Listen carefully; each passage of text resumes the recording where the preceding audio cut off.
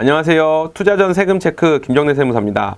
오늘은 그 토지 중에 어떤 농업용으로 취득하는 토지인 그 농업용지, 농지에 대해서 한번 살펴보도록 하겠습니다. 우리가 앞서서 그냥 일반 토지에 대해서 어떤 세제 혜택이 있고 어떤 세금 효과가 있는지에 대해서 살펴봤는데, 오늘은 특히 토지 중에서도 농지에 대한 투자 시 어떤 부분을 유의하셔야지 세금 효과를, 좀 세금 절감 효과를 그 혜택을 보실 수 있는지에 대해서 한번 살펴보도록 하겠습니다.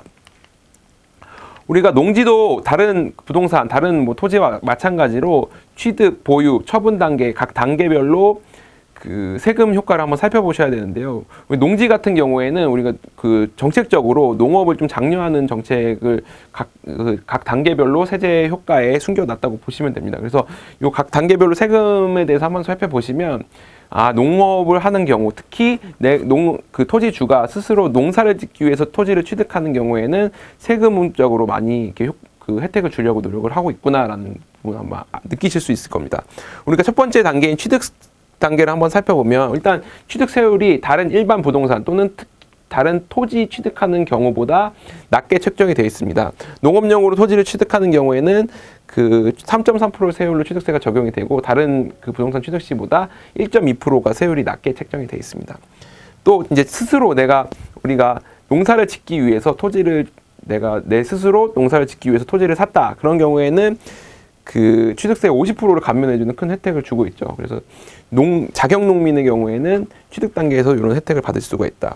두 번째로 보유 단계에서는 또 여기서도 이제 스스로 경작을 하는 자격농민 같은 경우에 세제 효과가 많이 있는데, 일반적으로 그 자격농민이 그 토지를 보유하고 있는 토지에 대해서는 재산세 세율이 0.07%라는 굉장히 낮은 세율로 다른 그 뭐 부동산과 합산하지 않고, 다른 토지와 합산하지 않고 분리과세로 세금 납세 의무를 규정하고 있고, 종합부동산세는 과세가 되지 않습니다. 그래서 이 보유 단계에서도 이제 자격농민 같은 경우에는 세제 혜택이 크죠. 그리고 사실상 크게 부담 없는 세금을 이제 납부하시게 되게 돼 있습니다. 또한 처분 시에도 굉장히 큰 혜택이 숨어져 있는데, 이 부분들은 많은 분들이 알고 계실 거라고 생각을 해요. 우리가 토지에 투자하는 경우에는 뭐 이제 자격농민이냐 아니냐에 따라서 세금이 나오느냐 안 나오느냐 크게 이제 세금 효과가 굉장히 크기 때문에 자격농민에 대한 세제 혜택을 반드시 알고 계셔야 됩니다. 또한 자격농민을 어떻게 해야지 이제 내가 스스로 농사를 지었다고 해도 어떤 부분을 입증을 해야지 내가 자격농민이 될 수 있는지에 대해서도 반드시 알아두셔야지 나중에 처분하실 때 요 세제 효과를 누리실 수가 있습니다.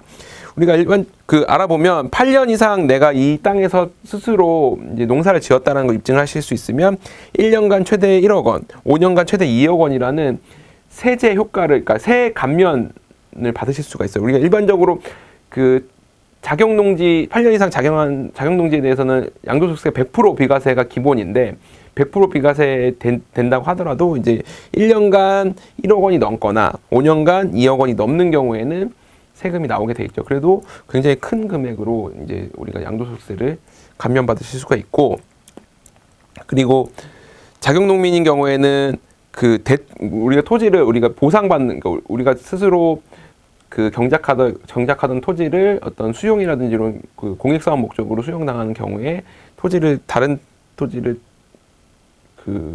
이제 취득하거나 그런 경우에는 이제 그 양도소득 감면 혜택이 있고, 또 비사업용 토지에서 제외가 된, 당연히 이건 당연한 규정이겠죠. 비사업용 토지가 아니니까 내가 스스로 작용을 했으니까 비사업용 토지에서도 제외되는 효과를 누리실 수가 있습니다. 그래서 우리가 근데 여기서 살펴보면 자경이라는 게 굉장히 중요하게 적용을 하죠. 우리가 모든 각 구간별 세제 효과에서 우리 스스로 농사를 졌는지 안 졌는지에 대해서 세금이 굉장히 큰 폭으로 차이가 나기 때문에 자경에 대해서 한번 살펴보면, 그냥 일반 자경이 아니고 제촌 자경, 우리가 근처에서 제촌이라고 하면은 그러니까 농지 소재지에 거주하거나, 또는 농지 소재지가 속한 시군구에 거주하여야 하고, 또는 연접된 그 인근의 시군구에 거주하면서 이제 농사를 지어야지 제촌을 했다고 인정을 하죠. 그러니까 자격만 내가 뭐 농사는 여기서 지었는데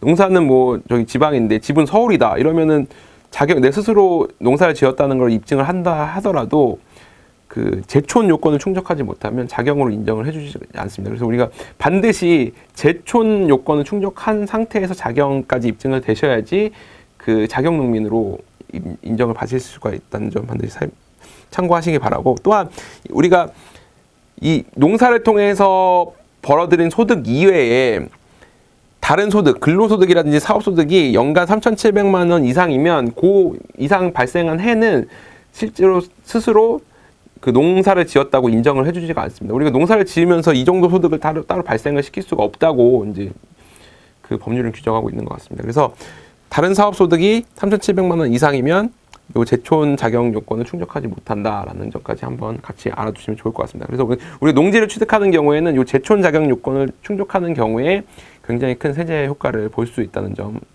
알아두시기 바랍니다. 네, 오늘 여기까지 하겠습니다. 감사합니다.